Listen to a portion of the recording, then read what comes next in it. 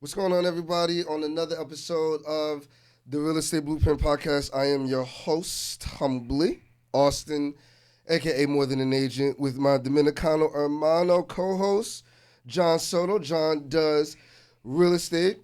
Now, the interesting part about it is that we've been rocking out on a nice year so far. So we're kind of pretty much just trying to get this rocking. We appreciate everybody that's been tapping in with us as these episodes keep getting released.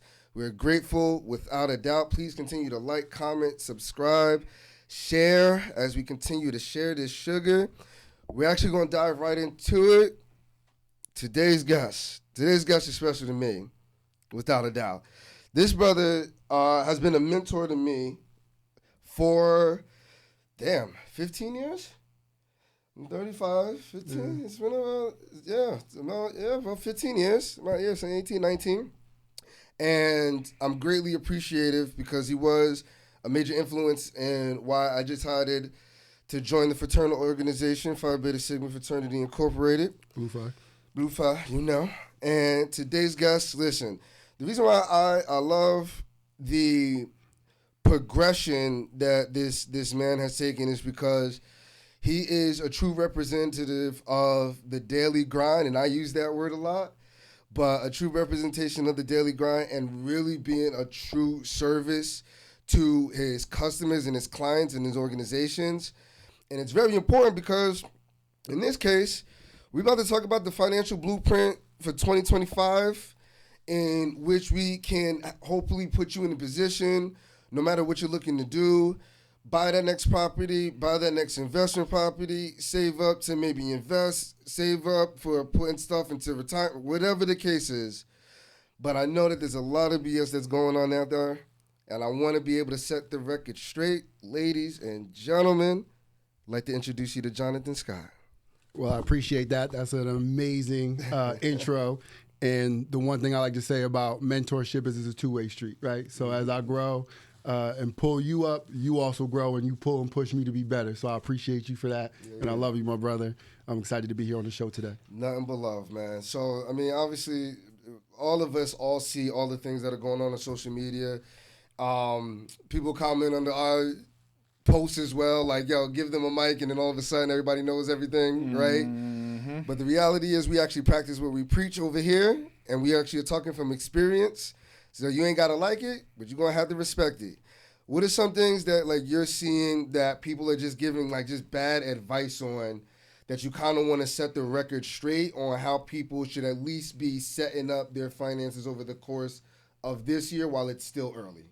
Perfect. Well, first I want to start off and say that some of the licenses I have, right? So I have the 66, which makes me a fiduciary, meaning that I have the legal on top of my moral obligation to do what's right by everyone. So I don't want anyone to take anything they hear here and run and reallocate their investments or sell something. That's not what we're doing here today. But there's an interesting stat that the top 5 sites where people get their information from are YouTube, Reddit, TikTok, Instagram, and then it's X, right? They just allowed us, people with their 66, to be on Instagram and X. So we can't be on the first 3 that people get their financial information from, right? Wait. So you can't be on YouTube? We cannot be on YouTube. So the people we see recording videos do not have their license. I'm not saying they don't have their license, but to have your 66, which makes you a fiduciary, which they say in a lot of commercials. So I'm like a doctor, right? You can call a doctor and say, hey, I have a sore throat. And they'll say, there's a prescription at the pharmacy waiting for you to go pick it up. But what happens? The doctor says, come in and see. I want to check your vitals. I want to know what other medication you're on so there's not a counterintuitive reaction to the medicine I'm going to prescribe. That's the same way I do with your finances. So the people on YouTube are just shouting from the mountaintops, and we're listening to the loudest person in the room, but they don't know what your specific situation is, right? So I say fact check everyone, right? Stop listening to the loudest person in the room. Fact check anyone. And that's not just with finances, anything, right? So Thanksgiving, my mom was at the house. I love my mom to death. Love you, Mom, right? And she's like, baby, you need to stock up on water. And I'm like, stock up on water, right? So I get that call every other month. You know, right? And I'm like, where are you getting this from? She was like, I was watching YouTube, and I was like, I got a text. Who on YouTube told you this, right? Who's close or who's in, who knows something I don't know? Right. So we just really have to stop listening to the loudest person's room and fact check it. But there was an interesting stat as well that 53% of people, millennials and Gen Zs, right? So we live on our phones. We feel compelled to buy things that we don't need from the Instagram posts and all these things, right? So we're not really saving. I would say the biggest thing that we could do that put my industry out of business is if we could learn how to pay ourselves first. Here's an interesting, and it's interesting you talk about that, right? Because I think a lot of what's being said on social media, especially for this year, right? Stocks, crypto, all these other particular investment strategies and platforms that are getting a lot of steam behind them.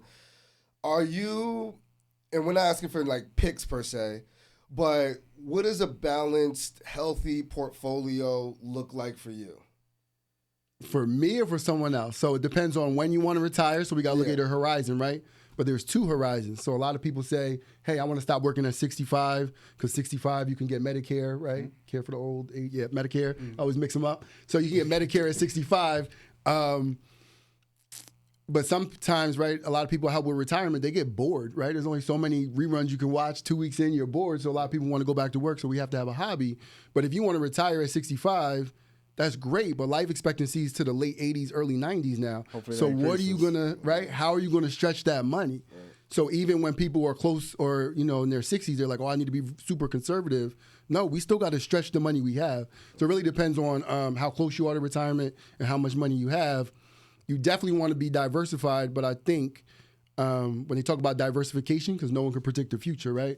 I think it's diversification on your tax buckets. And what I mean by that is your qualified retirement. So what we always heard in the past was you'll make less money when you retire, so put off your taxes, right? So everyone puts all their money into their 401k, and then when you retire, you have kind of a tax bomb, right? So if you're a high earner, you get a high Social Security payout, and then the way they tax Social Security hasn't really changed, right? So like if you're married and you're making $35,000 of Social Security, your Social Security gets taxed 85% or better, right? So like right now, if I retired, I'd probably get like close to $5,000 a month on Social Security. So without my wife's Social Security, right, I'm already over that. And my Social Security, I'm be cutting the government a check on the Social Security, right? So now you pay enough taxes, and then you have this big bucket of qualified money that's never been taxed before, and the government has this $2 trillion deficit, so they want their money. And now they moved the goal line because now they implemented RMDs, which is required minimum distributions. So when you get to the age, they moved it up now, 73 and a half. They're talking about pushing it up again. But they make you take a percentage of your money. So you may not need it, but when that money comes due or when you get to that age, they make you take it. They want that money taxed. So you're getting that tax bomb. So what do you think of like the new administration, and what are we going to see in the next 4 years when it comes to like your personal investments? I don't want to give you advice to people out there. For you personally, I think so. Advisors have advisors, right? And we have a lot of a lot of talks on what's going to happen, how should we have our quarterly check-ins with our customer, right? Reallocate their investments to make sure that they're growing and getting the growth that they want. Even though the market's at an all-time high, they do see, and I'm not making a guarantee because I cannot make any guarantees, but they do see the market should still grow. It's not going to be the phenomenal growth that we saw before, but there should still be some growth. But with the volatility of tariffs and when everything going back and forth, it is going to be a roller coaster. So that's where we have to figure out how we can tolerate those ups and downs, right? So it's going to be huge downs and big ups, so it's going to be a swing at the end of the time, right? So every 10-year block, the S&P is always up, so they're predicting it'll be up again, but we just have to ride those waves in between.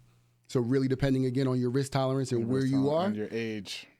Is how your investment should be categorized. But if you don't have a financial advisor, it's a good plug, right? You should definitely sit down and talk to someone and see how to structure your investments and make sure that you're in a safe space. Especially with this administration, a big topic is the kind of elimination or steady decline of the middle class, essentially. And this is an interesting point because clients, these are people in which owning multiple houses, the cool part about the real estate is that it's great for when you break the virtual piggy bank, essentially. But cash flow wise, it does pose another challenge, essentially. Why, what can people do? Because it's unfortunate. It's unfortunate, but and I'm like a little bit of a victim of it as well, especially being in New Jersey as costs continue to rise, right? So like, unless you're really adding a lot of income on a year-to-year basis, then you're pretty much just kind of getting boiled like from lukewarm, and then eventually like it starts to get extremely hot. So what are you seeing from like the middle class that is keeping them in like the debt trap and not being able to build that generational wealth, and keep finding them having to make more money, having to make more money, having to make more money? We want to allow ourselves to be vulnerable. So I say that to share, right? So you've Austin been involved in all my home purchases, right? So when we get to that point where I need a lawyer to look over the contract, I think I'm pretty smart, right? I got letters after my name. I got all these other licenses, but I have no idea what that legalese means. So we put that in front of someone who knows what they're doing, right? So what happens is we think we can go on YouTube, or we think we can figure it out, right? So we don't allow ourselves to be vulnerable. The first time I sit down with a client, it's very uncomfortable to share someone the ins and outs, like, oh, I only have 20 in my savings account. I know I should be doing better. Like, that's a vulnerable place. So I don't take that for granted when someone sits down with me and we're having that conversation, because we also don't give ourselves enough grace, because we don't know how we're doing in the race. There's no real way to measure, right? Measure our success. And then we got to be careful who we're sitting down with, right? When I first sit down with someone, I say, what are your goals? Right? When do you want to stop working? And then what does that look like? Because if you don't have $1 million, but you are not from the U.S. and you have a house in DR or somewhere, right, Jamaica, where the cost of living is a little bit cheaper, all right, well, the pot of money that we have, we can work with, right? But not being able to be vulnerable to sit down and ask for help, because there's so much financial knowledge out there that we don't know, right? So if you think about our upbringings, two things I want to share on this. So a lot of times we're conditions of what we saw, right? So there was a comedian one time, and he was telling this joke, and he was setting it up. He was like, my wife cooks rice out of a sauce pot and makes a mess. I don't know why she does it. And she was like, oh, my mom did it. So when the mom came over for the holidays, she's like, Ma, why do you guys cook the rice out of a sauce pot? She's like, I don't know, because my mom did it, right? So if we can all think back to how our upbringing were and how it was with money in our households, right? So my parents did okay, but it was taboo to talk about money in the household, right? My dad's Jamaican, my mom's Puerto Rican, and that's how it was when they were bringing up, right? So now I'm in this role, and I'm like, no, I'm managing up. Like, I make sure my parents had their will together. We talk about things, what's their final wishes, how are things going to look, just to make sure that we're there. So that's what this generation has to do. We have to manage up, but we have to be comfortable being uncomfortable and asking for help, because there's so many products out there that we don't even know exist, and we're not going to know they exist until it's too late. Yeah, I know it is true about the conversation about money. Like, it's unfortunate. I guess that's why I'm a little bit more open, and when I'm sharing stuff that, like, because I want people to see it. You know what I mean? Because when I saw it, that's what helped me, right? At least change the subconscious beliefs about money, right? And it's funny because like my mom's like, don't show that. I'm like, listen, it's not even like that's the baby account. It's not even like that and like crazy. And I'm it's nuts, but I understand, and we have respect for it, but I do think there has to be some type of balance, right? So it's never reveal everything, right? But I do think finding ways to demonstrate so that way that seeing is believing, subconscious change can happen within, which I think is very, very important. That's what definitely helped me. I will say that. Yeah, I feel like a lot of people have their pride in the way, and they feel like they don't need help. They can do it themselves. With the generation now, YouTube is here. I could search myself. I could do it myself. I can try everything myself instead of going now and asking for a professional. And everybody got a friend nowadays. How many people I sit down with, and they're like, let me just run this by my friend. And I'm like, if you want, bring your friend to this meeting, but can I ask what licenses they have? Their friend is YouTube. No, but they'll bring their friends sometimes. It's just someone that they see that's successful, but again, the situation may not fit. Yeah. Here's an interesting perspective on retirement, right? because it's interesting because like the people that are in financial planning, when they talk about retirement versus like us real estate professionals talk about retirement, it's a very interesting contrast. And the reason why I say that is because a lot of real estate investors, me included, was like, hey, listen, if I can build a portfolio nice enough, the cash flow's coming in on a monthly basis. I mean, obviously you got to go, a lot of units, but the cash flow's coming in on a monthly basis. The equity's building up in the long run. Real estate is my retirement plan. I'm good with it. What would you say to that? Like, if somebody came to you for a consultation, you're like, yo, here's my thought process about this. Would you advise them, like, listen, if it's working, it's working? Or would you say, like, hey, listen, that one's cool, but here's where you also can benefit by putting this over here as well? I would treat that situation just like anyone else. So we're going to know what your fixed income is, right? So what gets a lot of people in trouble in retirement is, so a lot of us, we probably live, right? We spend a little bit more money than we bring in, but we're like, oh, I could close another deal, or I could do overtime, or I'll get my 2% raise, right? My bonus is coming. But in retirement, you don't get that, right? You got that set pension, you got that set Social Security. So when you first retire and you're down here, you're good. But then when inflation creeps in, that's when people have to start going back to work, right? So what I would say to a real estate professional is, one, is that a legacy play, right? Is there kids or someone you want to leave that to, or do you want to offload that in the future and then have cash dumps of money that we can build into a pension plan to do the same thing? Because then we would look into like a 1031 exchange where you can sell those property off and mitigate the taxes, but that's like a 3 to 7 year play, right? So you have to plan for that.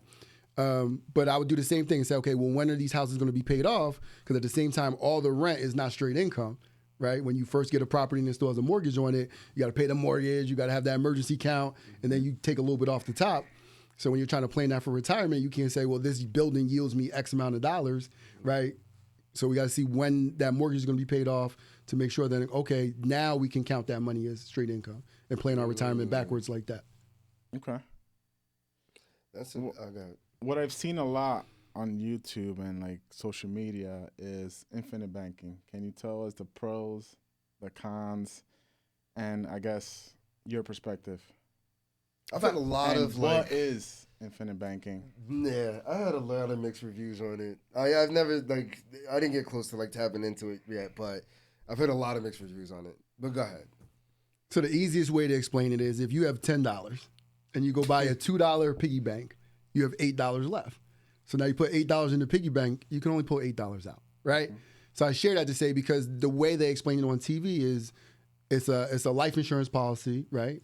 But life insurance policy or life insurance policy. So it is a way that you can borrow against yourself if you generate cash value, but the cash value has to generate. Mm-hmm. So when they're saying, hey, you can be your own bank and buy a house or buy your own car, they're front loading these policies with hundreds of thousands or millions of dollars, right? So it's not the $200 that I'm going to put in and pull $10,000 out. It doesn't work that way. And then a lot of people have the misconception. So when someone sits down with me, I say, okay, well, why do we want to do this, right? And then they'll explain it to me. And I said, well, there's other investments that we can do that can generate the returns that you're looking for, right? We have tax management strategies, all these things, because a life insurance contract also comes with fees. So why are we paying these heavy fees? We have surrender fees. And then if you don't do it the right way, right, then you could be hit with a tax implication. You know what I'm trying to say? If you close the policy, right, if the policy dissolves, then you're going to be taxed on that whole thing. The policy has to stay open, right? So we have to be careful with the cash value. You have to make sure it stays open. And I know this is probably really high level, so sit down with a financial advisor. But if you're looking to get into a be your own bank policy, to generate cash, there's other ways to generate cash because it's not going to work the way that you want it to work, right? So my son has a policy like that. So my son's 9 years old, right? He had it since he was 1 year old. I pay $40 a month until he's 21. It'll be $9,600. But I did it to create generational wealth because the cash value is going to just grow and grow and grow. So now that's something for my grandkids, right? Not so he'll pay for it for college or not to take out and buy a house later in life, but also to protect his insurability. So that's why I'm a big fan of life insurance policy for kids, because it protects their insurability. You don't have it scheduled on a calendar like, oh, I'm going to get diabetes today, or I'm going to have that heart attack tomorrow, right? So we never know. And then that's when people are like, oh, can I get insurance now? Or why is it so expensive? You need to get it before you need it, right? But to be your own bank for investment, I'm not a big fan. for life insurance policies, they do work because it generates cash value. You can stop paying it at a certain point, and if you had a chronic illness later, then you do have cash value that you can use to get a wheelchair or a ramp or anything like that you may need.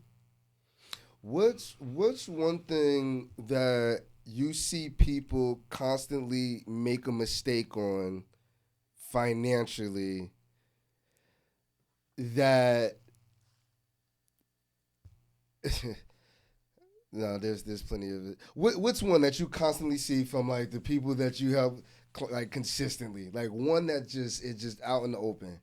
So they say the millennials are supposed to be the first generation to not surpass their parents' generation. There's different articles on it, different ways. Fact check it. I'm a millennial, but that's not me. But shameless plug. But there is loans for cars, there's loans for school, there's no loans for retirement. So a lot of times when I sit down and we're trying to figure out how to keep our expenses low as we go into retirement, I'm going through the expenses and we're paying our kids college loans, but they're working. We're paying our kids cars, but they're working, right? So I think we want to give our kids the best, right? And we're trying to compensate for, a more stringent job market or the student loans that they have, but we're setting ourselves up to create generational debt in that way. Because now if we spend all our money or we're spending the money we should be saving for retirement to help them today, who's going to take care of us tomorrow? That's an interesting one because like it's hard to like not do that for your kids, right? And the same thing with, I've seen clients, respectfully, and I totally 150% get it, stretch to get into that good school district. So like maybe their monthly payment desired budget was this amount, but now because they wanted this particular house because it's in this amazing school district for their kids, they're like, I can do another $400 more. I can do another $600 more, right? And it creeps, and I do get it because you want to do that for your kids, and it makes perfect sense. But I can see on the back end that at the end of the day, what I did, what I've come to realize over the years is just that money is math, and it's dollars in, dollars out, and there's nothing that you can like run to escape it, no matter what. But I'm not talking about moving to a good school district while your kids are young. I'm talking about your college graduated kids that are living at home. Oh, I got you. Now I'm paying their student loan because I want them to have extra money for what, right? Or I'm paying for their car payment. I love my son to death, right? But if he can afford, I don't want to diminish a car, but right, like if he can only afford a Civic, I'm not going to upgrade him to a BMW or a Benz just because. Right. That's where you start, right? Everyone had to start where they could start, right? And like I'm saving for me mine, and they have that airplane analogy, and it was funny because I remember the first time I flew with my son, and I'm actually listening to the stewardess, and she's like, when it drops down, you put your mask on first. And I'm like, lady, I got my son here. I put, right? And I had to ask a question about that. But if, God forbid, something happens to you and then you pass out on a plane, you're not there to take care of anyone anyway. That's why you got to put your mask on first. So what we're doing when we create this generational debt, or we're trying to give everything to our kids and we're not planning for our own retirement, is we're then banking on our kids to be able to take care of us later. So put your mask on first. And as we start our descent here, when people come to you for a consultation, just give us, a 30-second what that looks like, and where can people find you at in order to like set that up with you. Perfect. So I'm with Prudential Advisors. You can call me direct at 908-531-9700. It looks pretty seamless. You come in, I ask you some questions, I put your information into the system, and then we schedule another visit, and it could be Zoom or in person, both of those. Where I go through and I can make recommendations. Sometimes maybe there's just a product that we need. Sometimes there's a tweak that we need. Sometimes there's money out there that's being highly taxed with expenses that I could manage for a cheaper fee, right, to help you get the growth you want. Or sometimes you need the whole financial planning, which is like a personal trainer for your finances. And then we could come in. But I assess the situation, give you my recommendations, and we take it from there. Awesome. This listen, for everybody that's listening and tapping in, especially everyone like our age and our particular generation, especially millennials, because that's a very interesting statistic. But to be honest with you, I believe it from that aspect that this might be the first generation that doesn't surpass the parents, and that's a very, very, very interesting situation. Which I don't even know how to digest that. But listen, for everybody that's tapping in, be sure to continue, like, subscribe, share. We call this the Real Estate Blueprint Podcast because we are trying to just set you up or at least give you options in order to make your situation better, the same way that we're also learning for ourselves. And we continue to just share the correct information so that way we can all continue to thrive, prosper, especially when living in New Jersey as these costs continue to rise and it doesn't look like anything's going down anytime soon. So be sure to definitely tap in. This is the Real Estate Blueprint Podcast. Your host, Austin, a.k.a. More Than an Agent. My Dominicano hermano, John does real estate. And the other Jonathan Scott. Shout out to Prudential. Shout out to his son, Aiden. We appreciate you for coming on the show as always. This isn't your first time. It's always a wealth of knowledge. I mean, obviously, we're going to have to do a part 2. But in this particular case, this is the Real Estate Blueprint Podcast. Signing off.